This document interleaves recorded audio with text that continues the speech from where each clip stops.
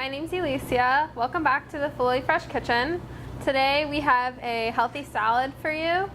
We have corn and edamame, which was frozen. We have our very own bean sprouts, also known as mung beans, but on our packaging you can see it says bean sprouts. We have a spring mix, and we have tofu, which was cooked and seasoned with teriyaki sauce ahead of time, and we spiced it with chives. We also have our own lime sauce, so you can season it how you like, adjust to taste.